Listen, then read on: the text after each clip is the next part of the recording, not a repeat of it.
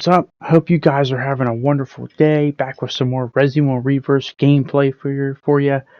And I'm still playing as Chris. And by the way, I did enjoy all the comments I got on the last video where I talked about Chris as a character. I always like hearing different perspectives of what people think. Maybe they agree or disagree, but it doesn't matter. I always enjoy hearing other people and seeing what they think about the whole thing. But this time we're not going to talk about Chris as a character. We're going to talk about Chris as a playable person in this game. And I'll be honest, that was actually the first time in that last video I played as Chris since the first week of this game. I had not played as Chris at all. They might be thinking, well, why wouldn't you? He's one of the best characters in the game, and he is. But I got a problem with Chris. I really do. He's one of those characters that in this game that really, like, once again, there's nothing wrong with the whole setup of him, and you can easily dominate. I see a lot of people dominate. He's the top two characters in this game is between him and Ada. But while both characters are frustrating to deal with, especially in the hands of good players and whatnot, the difference here, I've always said this, is that at least with Ada, you have to hit your shots. I've always said that. You got to hit your shots. If you're not hitting your shots, you're just a liability. You're not going to do shit. But with Chris, I swear to you, it's as easy as an easy button. All you got to do is press a button, and you're basically set. I mean, not unless you're playing against really great players. You could be playing absolute dog shit, and you still are going to flirt with victory just about every single time. Like, you would absolutely have to try to lose to really lose as Chris. Like, you may not win every single game. Sometimes things happen. Sometimes players just, you don't find anybody, or you just have misfortunate events. But the thing about Chris, I've never understood, and why players, and by the way, great spawn Capcom, but why Capcom thought that this was a great idea, is just the whole idea that he has invincibility for a few seconds. And by the way, you can level that up, which is exactly what I did with this build right here. And he's basically invincible when he goes his little, whatever it's called. I can't even think of the top of my head. But basically, you can't kill him. You can hurt him, but you can't kill him. Not to mention, it's even worse if you're infected doing the damage. Because if you remember the Pride of the 11, you do more damage to infected, especially when you're low on health. So you have that going for you. And also you can level that whole thing up. But you basically can't die for a few seconds. You're doing increased damage to infected. And you also have the Nintendo Power Glove Punch, where you just knock people back or knock them on the ground, get easy kills. And it's just like, it's not even a challenge. Like, there's nothing, like, especially if you're playing against players that really are kind of new to the game, they're just probably going to get frustrated, they're going to get pissed off, and there's going to be nothing they can do. Like right here, like normally that would kill me, but because I got my invincibility, I can just kill him like it's nothing, and he can self-destruct all he wants. It's not going to slow me down or stop me, so it's just like it's too damn easy. Like, it's kind of like, and this is well in the beginning, you remember early, like Season 1, early Overwatch, not this sequel, but the original one where they had Widowmaker. And to get you would do, like, a body shot would be the same damage as a headshot. So poor Zenyatta was the one character in the game who had the first season who had the lowest health. He had 150 health. So he could actually get hit by a simple body shot from the sniper, and he would die from it. They obviously changed that because it was just stupid. But once again, it's like, you can't be making it that easy, because then everyone would just get easy kills and whatnot, and also it just loses the satisfaction of it. Like, when I'm playing as Ada, I like getting headshots. I don't like getting kills where I'm hitting a dude 2 or 3 times in the body. I like those one-shot headshot kills. It's a satisfaction, but you gotta hit them.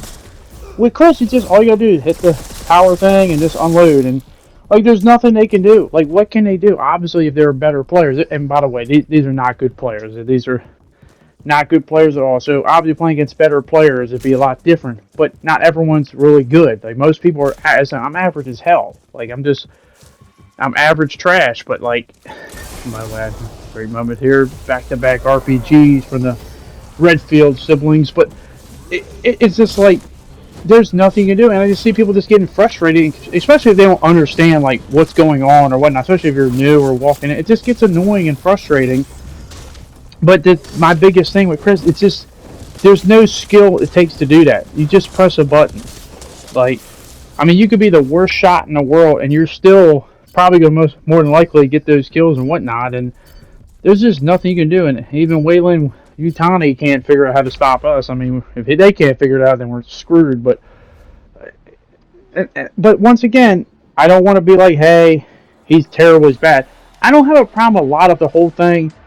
I just can't get over the whole invincibility. I don't get that. That needs to change. And that could easily be fixed. And here is an easy fix. I've always said this.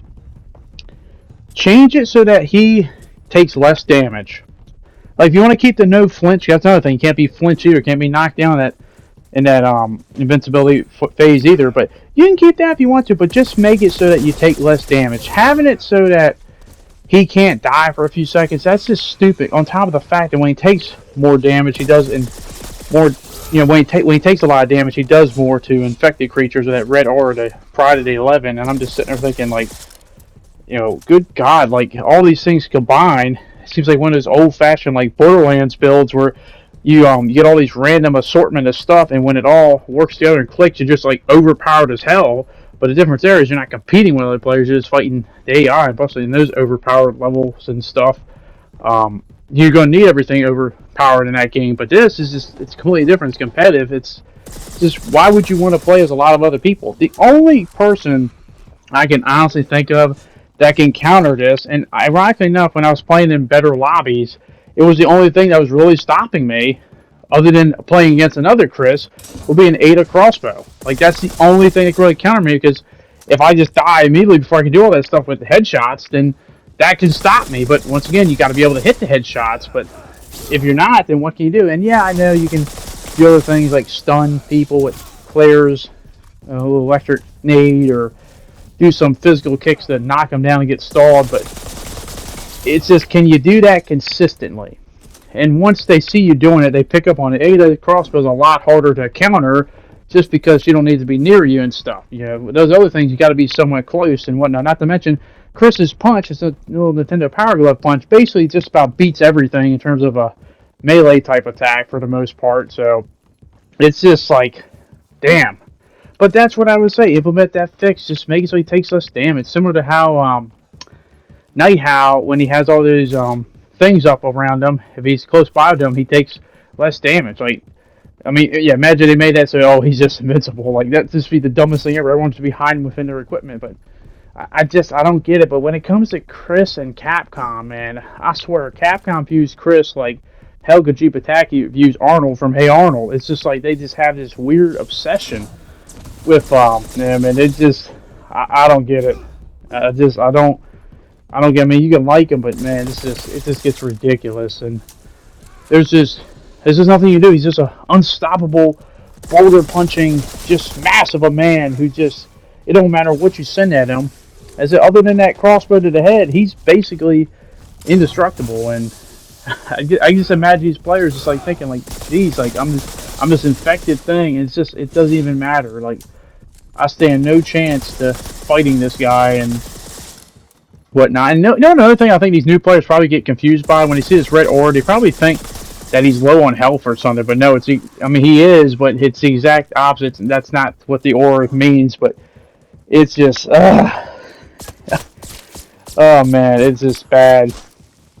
I guess this is what it's like to pick on, like, remember the old Christmas noobs and the Call of Duty lobbies back in the day when we could have fun in COD, but oh my goodness, in this game, this is an ugly game, and this isn't a fun game either. Like, I like a lot more of a challenge, and I once in a while get some challenges. I once in a while encounter some players I see over and over again that are really good, and it's fun, but man, it's one of the big reasons I think so many people are leaving this game is just, you just, like, you get these lobbies, a bunch of new people, and then you get a bunch of lobbies with people who play a lot more, and they know all the strong builds, and plus with the whole level up in the coins, it's like, my God, it's just like, oh my God, it's just ridiculous, and it's just not, it can be fun, but you gotta learn the whole ins and outs, and especially with a new player not understanding a lot of stuff and the mechanics, it just gets frustrating, especially with the monsters. Like I said, my biggest frustration, other than the connection and whatnot, lack of modes,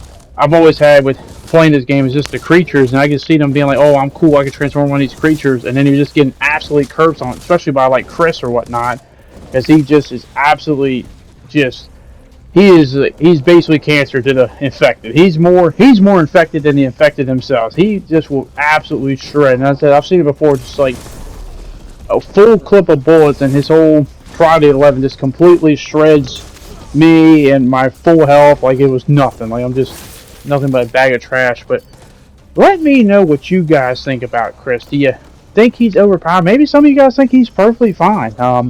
As I like playing, I like his kit, but I just wish the invincibility would go away. That to me, that's just way too much for one character without hardly not too many weaknesses at all.